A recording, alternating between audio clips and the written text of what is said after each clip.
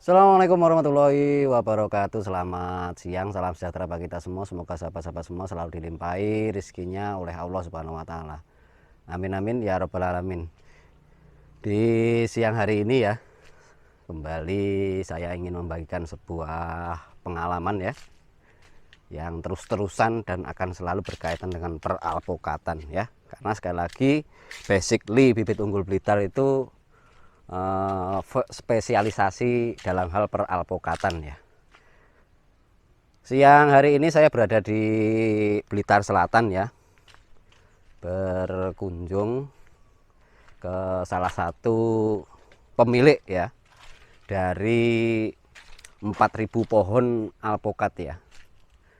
Ya memang letaknya tidak ngumpul jadi satu karena ya cari tanah untuk tanam sebanyak itu tentu memerlukan kapasitas tanah yang sangat luas sekali ya. Saat ini saya sedang berada di titik yang dekat dengan rumah beliau ya. Jadi sebetulnya beliau ini dulu ya adalah salah satu kepala desa di Blitar Selatan sini ya. Dan hari ini beliau telah fokus ya, benar-benar melaksanakan peralpokatan juga ya. Banyak hal yang diceritakan karena secara pribadi tadi saya mau minta waktunya, tapi beliau sampaikan nggak perlulah ya, nggak perlu saya muncul di media manapun ya. Cukuplah kalau ada pertanyaan-pertanyaan yang berkaitan alpokat, monggo silahkan ya, silahkan datang untuk sharing-sharing ya. Dan alhamdulillah ya, dari 4.000 pohon itu 1.500 diantaranya sudah mulai berbuah di usia yang masih 2 tahun jalan ya. Ini bagian dari kebun yang sudah saya buat di hari Kamis lalu itu. Ini di titik lainnya ya. Jadi banyak hal tadi saya berbincang, diantaranya Pak, sebanyak itu nanti mau dijual kemana? Karena ini pertanyaan ini saya rasa mewakili pekebun-pekebun alpokat seluruh Indonesia ya. Kalau sudah tanam banyak nanti itu jualnya di mana? Nah, beliau malah menantang, kalau masih ada 10.000, 20.000 pohon lagi, monggo silahkan ditawarkan ya. Kenapa saya bertanya hal sedemikian atau hal-hal yang berkaitan, misal kenapa harus alpokat pilihannya untuk dikebunkan? Beliau membandingkan misal dengan jeruk ya. Jeruk ini kalau tidak dengan perawatan yang benar-benar maksimal ya, sekarang ini banyak sekali virus-virus yang menerpa untuk tanaman jeruk ya. Jadi untuk biaya operasional sendiri itu, kalau jeruk kalau pengen hasilnya bagus ya harus dengan perawatan yang benar-benar intensif, perawatan yang benar-benar maksimal, perawatan yang harus dilakukan secara berkala. Nah, untuk alpokat ini yang penting satu, tetap ya, airnya siap ya. Sesekali atau sebulan sekali itu dilakukan tindakan penyemprotan, baik itu insektisida maupun fungisida. Menurut beliau ini sudah sangat-sangat cukup ya. Saya bertanya, satu pohon ini sampai di usia 2 tahun yang sekarang ini sudah mulai produksi, berapa biaya yang diperlukan? Beliau bercerita itu hanya butuh 250.000 ya.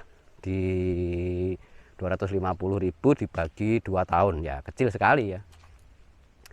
Jadi tanaman alpokat, saya bertanya juga, ini pengalaman beliau juga itu tadi, saya bertanya mortalitas atau kematian, tingkat kematian itu berapa persen? Beliau menyampaikan 0, sekian persen ya. Jadi dari satu titik yang populasi 1.500 itu hanya 4 pohon saja yang mati ya. Berarti berapa persentasenya? Sangat rendah sekali. Makanya sekali lagi kalau ada yang bikin analisa bisa mencapai 20-30%, bagi saya itu hoak ya. Hoaknya kenapa? Berarti dalam sesi berkebunnya itu ya sekali tanam ya sudah dibiarkan begitu saja gitu loh. Saya tanya apa kuncinya? Mortalitasnya sangat kecil sekali, bahkan 0, sekian persen ya.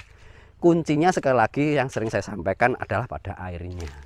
Jadi tanaman itu intinya selama tidak kekurangan air, maka untuk mati itu sangat sulit. Kenapa? Karena sekali lagi pohon alpukat ini untuk masalah penyakitnya pun sangat minim ya. Jadi itu poin pentingnya selama satu, air jalan, penyemprotan itu dilakukan berkala sebulan sekali ya. Fungisida maupun pestisidanya jalan. Itu sudah ya, nonsen kalau mau masih kena penyakit. Ada ya. Ya tentu ya, sekali lagi prosentase yang sangat rendah itu pasti ada ya. Jadi misal 1.500 pohon cuma mati 4 itu kan sudah benar-benar luar biasa ya. Di hal-hal semacam itu dan titik kematiannya itu ditemukan di saat memang titik itu satu, tanaman sekitar ya, misal seperti ini ya, di sekitar sana itu kan banyak pohon-pohon yang lain ya. Nah itu menutupi atau mengurangi akan intensitas sinar matahari sehingga tanahnya menjadi asam dan yang lain sebagainya, itu yang bisa menyebabkan kematian. Ya itu fokusnya di situ, atau poin kematiannya dikarenakan hal itu gitu ya. Jadi sekali lagi ya sahabat, terus semangat berkebun alpukat, jangan khawatir, dan bibit unggul Blitar selalu berkomitmen siapapun yang menerima bibit unggul dari Blitar itu jaminan buahnya akan kita serap kembali.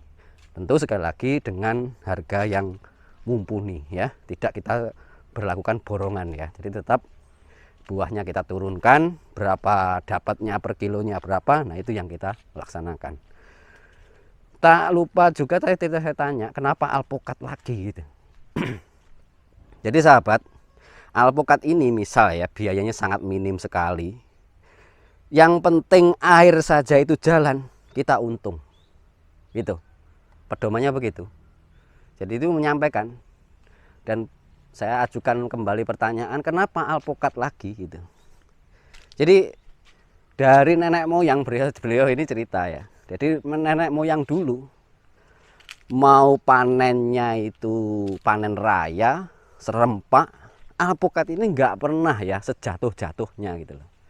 Apalagi jenis-jenis aligator, markus, miki itu sudah sangat jelas ya.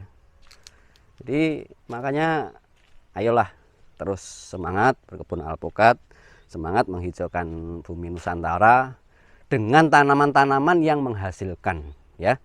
Jangan hanya sekedar ini hobi, jangan sekedar ini daripada kosong ya.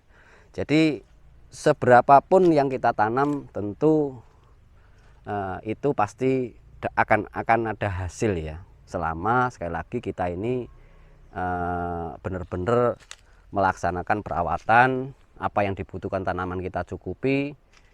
Saya yakin ya keberhasilan di depan mata. Makanya jangan ragu, jangan bimbang ya, ini menjadi opsi. Sekarang yang saya laksanakan di Pujon ya misal ya, itu juga begitu ya kasusnya. Di satu kebun itu mayoritas menanam jeruk dan buah apel ya. Yaitu per hari di luasan lahan hanya sekitar 1/4 hektar saja per hari untuk penyemprotan ya. Untuk penyemprotan seminggu sekali itu per 2.500 meter itu butuh biaya seminggu sekali itu antara 1,5 sampai 2,5 juta untuk obat-obatannya saja. Tanpa itu tidak akan dijumpai panennya ya.